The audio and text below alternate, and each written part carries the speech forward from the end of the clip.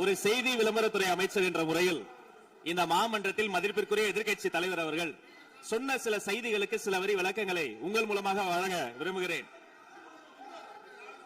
தன்னுடைய பேச்சிலே மாண்புமிகு எதிர்க்கட்சி தலைவர் அவர்கள் சில விளக்கங்களை ஆக்கப்பூர்வமாக ஆதாரத்தோடு கூறியிருந்தால் அதை குறிப்பெடுத்து அதன்படி இந்த தமிழ்நாடு அரசு தன்னுடைய திசைவழி போக்கை சரியான முறையில் செலுத்திக் கொள்ள தயாராக தான் இருக்கிறது. நான் முதல்வன் திட்டத்தை முடக்குவதற்கோ மாற்றுவதற்கோ எங்களுக்கு எந்த திட்டமும் இல்லை. ஆனால் சில விஷயங்களை தெளிவுபடுத்த வேண்டும். 40 நாள் விரதம் முடிப்பது போல 40 நாட்கள் ஆட்சியை இந்த தாவேக அரசு நிறைவு செய்திருக்கிறது. இந்த 40 நாட்களும் பார்த்து விட்டேன், ஏமாற்றம் மட்டும்தான் மிச்சம் என்று அவர் சொன்னார்.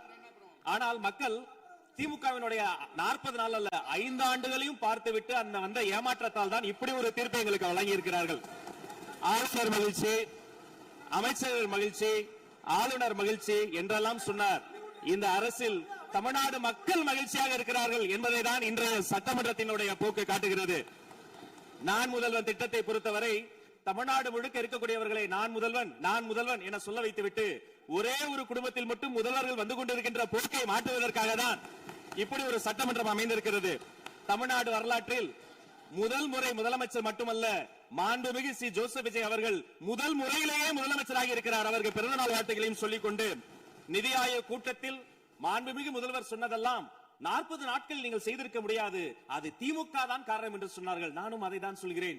இன்று அவர் சொன்ன சட்டம் ஒழுங்கு, போதை பொருள் எல்லா பிரச்சனைக்கும் 5 ஆண்டு காலமாக அவர்கள் செய்த திமுக ஆட்சி தான் காரணமாக இருக்க முடியும் என்பதையும் சுட்டிக்காட்டிக் கொள்கிறேன். பள்ளி மாணவர்கள், ஒரு கல்வித்துறை அமைச்சர் நான், பள்ளி மாணவர்களினுடைய புத்தக பையிலே அன்றைய முதல்வர் ஸ்டாலின் படத்தை நாங்கள் போடவே இல்லையே என்று பெருமையாக சொன்னார். அப்புறம் ஏன் சார் லேப்டாப்ல மட்டும் அந்த படத்தை போட்டீங்க? நீங்க லேப்டாப்பில் போட்ட படத்தை எங்கள் மாணவர்கள் திண்ணர் வைத்து அழித்து விட்ட காட்சிகளும் சமூக வலைதளத்தில் பார்த்துக் கொண்டுதான் இருக்கிறோம். ஒரு வரியில் சொல்லுகிறேன், கோயில் பிரச்சனையை முத்தமிழறிஞர் டாக்டர் கலைஞரினுடைய வசனத்தையே சொல்கிறேன். நாங்கள் கோயில் கூடாது என்று சொல்லவில்லை, கோயில் கொடியவர்களின் கூடாரமாக மாறிவிடக் கூடாது என்றுதான் சொல்லுகிறோம். தூய்மை தொழிலாளர்களை இன்றே பார்த்து விட்டதாக முன்னாள் முதல்வர் பார்த்து விட்டதாக சொல்கிறார்கள். எங்கள் கேள்வியே அதுதான். 10 நாட்கள் ஒரு வாய் சாப்பிடாமல் உண்ணாணும் இருந்த போது நானும் எனது சகோதரர்கள் அண்ணன் ஆனந்தும் ஆர்வம் போய் பார்த்தோமே. இன்று தூய்மை தேவதைகளை பார்க்கிற திரு ஸ்டாலின் அவர்கள் அன்னைக்கு ஏன் சார் பார்க்கல? ரிப்பன் மாளிகைக்கு அட்ரஸ் தெரியலையா? எப்படி போக வேண்டும் என்ற பாதை தெரியவில்லையா? தமிழ்நாடு எத்தனையோ திருடர்களை பார்த்திருக்கிறது. அலிபாபாவும் 40 திருடர்களையும் கூட பார்த்திருப்பீர்கள். அலிபாபாவும் ஃபியூஸ் கேரியர் திருடர்களையும் இப்போதுதான் எங்களுடைய மின்சாரத்துறை அமைச்சர் பார்த்துக் கொண்டிருக்கிறார். அதை குறித்த நடவடிக்கை எடுக்கப்பட்டுக் கொண்டிருக்கிறது. அவர்கள் மின்வெட்டை குறித்து சொன்னதற்கு மாண்புமிகு புரட்சி தலைவி அம்மா அவர்கள் இதே மாமன்றத்தில் சொன்ன ஒரு வரியை சுட்டிக்காட்ட ஆசைப்படுகிறேன். இந்த மாமன்றத்திலே தமிழ்நாட்டிற்கு மின்சார தடையை அறிமுகம் செய்த திமுக எதற்கு மின்சார தடையை பற்றி பேசுகிறது என்று அவர் கேட்டார். கலைஞர் வண்ண தொலைக்காட்சி கொடுத்தார்கள், அந்த நாட்களை பார்க்க முடியாது. கலைஞர் வண்ண தொலைக்காட்சி கரண்ட் இல்லாம கருப்பு வெள்ளையா பிளாக் அண்ட் ஒயிட்டாவே போன அந்த காலங்களை எல்லாம் மறந்துவிட்டு ஆதாரம் இல்லாமல் உண்மைக்கு புறமான செய்திகளை மாமன்றத்தில் அவர்கள் சொல்வதை இதோடு நிறுத்திக் கொள்ள வேண்டும். நேரலையை குறித்து கேட்டார்கள். எனக்கு ஆச்சரியமாக இருக்கிறது.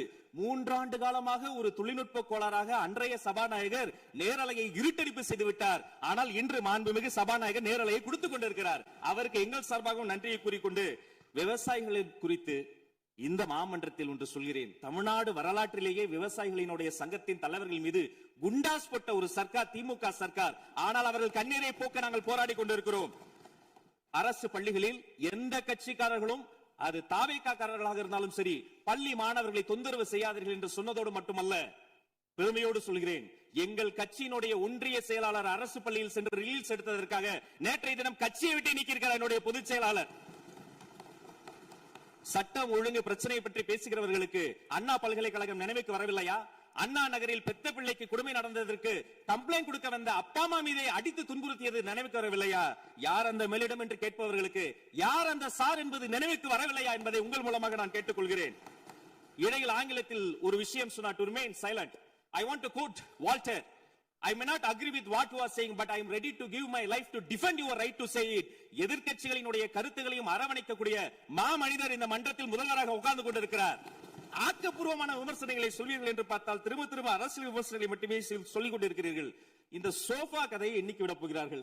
எங்கள் தலைவர் சினிமாவை விட்டாலும் அவர்கள் அட்லி என்கிறார்கள், புஷ்பா என்கிறார்கள், ஜுராசிக் பார்க் என்பார்கள் போல் இருக்கிறது. நான் ஒன்று சொல்லிக் கொள்கிறேன், அந்த சொஃபா அவர்கள் வாங்கியது, அவர்களினுடைய வசதி கருத்து வாங்கியது. மதிப்பிற்குரிய அண்ணன்களை நீங்கள் சிறுமைப்படுத்தக் கூடாது. ஆனால் ஒன்று உறுதி, எந்த காரணம் கொண்டும் பார்க்க வருகிற கூட்டணி தலைவர்களுக்கு மட்டும் பிளாஸ்டிக் சேர் போட்டதை போல சிறுமைப்படுத்தக்கூடிய கட்சி தமிழக வெற்றி கழகம் இல்லை என்பதையும் நேரத்தில் நான் தெரிவித்துக் கொள்கிறேன். சிங்க பெண்களை குறித்து அன்றே விரிவாக தெளிவாக அழகாக நான் கூறிவிட்டேன். சிங்க பெண்கள் இந்த நாட்டினுடைய தமிழ்நாடு அரசினுடைய பொக்கிஷம். அவர்களை குறித்து மீண்டும் மீண்டும் இப்படி சிறுமைப்படுத்தி பேசியதற்காக மாண்புமிகு பேரவைத் தலைவர்கள் அதை கண்டிக்க வேண்டும். சிங்க பெண்களை குறித்து இனி யாராவது தவறாக பேசினால் அதை அனுமதிக்க கூடாது. இப்படி தவறாக பேசியதற்காக அவர்கள் மன்னிப்பு கேட்க வேண்டும் என்று தமிழக வெற்றி கழகத்தினுடைய அரசு சார்பில் கேட்டுக் கொள்கிறேன். வாக்குறுதிகளை பற்றியெல்லாம் பேசினார்கள். பொதுவாக வாக்குறுதிகள் சர்வதேச அளவில் பொலிட்டிக்கல் பினாமினல் எப்படி உருவாகிறது? ஒரு பிரச்சனை, அந்த பிரச்சனைக்கான ஒரு சொல்யூஷன்ஸ், அதை எந்த பொலிட்டிக்கல் இன்டர்ஃபரன்ஸ் இல்லாமல் செயல்படுத்தக்கூடிய ஒரு செயல்முறை, பின்பு வரக்கூடிய அந்த வெற்றியை ரோடு போடுவோம் என்று சொல்லி ரோடு போட்டதை காண்பித்து எக்ஸிபிட் செய்து அவர்கள் முன்னோக்கி செல்வார்கள். ஆனா இங்க பொறுத்த வரைக்கும் நாம தமிழ்நாட்டில் இதுவரைக்கும் ஆண்டவர்கள் பிரச்சனையை ஐடென்டிஃபை பண்ணி சொல்லவே மாட்டாங்க. ஏன் தெரியுமா? அந்த பிரச்சனையே அவங்கதான். அவங்களே அவங்களை ஐடென்டிஃபை பண்ணி எப்படி சொல்ல முடியும்? சரி, அதுக்கு பாசிபிள் சொல்யூஷன் சொல்லி பொலிட்டிக்கல் இன்டர்ஃபரன்ஸ் இல்லாம அதை செயல்படுத்த முடியுமா? ஒரு முனிசிபல் கவுன்சிலர் தொடங்கி மாண்புமிகு அமைச்சரினுடைய வீட்டில் இருக்கிறவர்கள் வரைக்கும் கமிஷன் மீது கமிஷன் அடித்து அந்த ப்ராஜெக்டே முடியாது. கடைசியில் எதை விளம்பரம் செய்வது?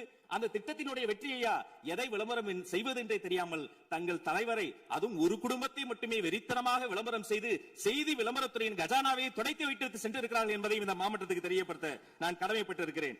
இன்னும் ஒவ்வொரு வரியிலும் ஆக்கப்பூர்வமாக அறிவியல் பூர்வமாக எதையாவது சொல்வார்களும் நான் தேடி தேடி பார்த்தேன்.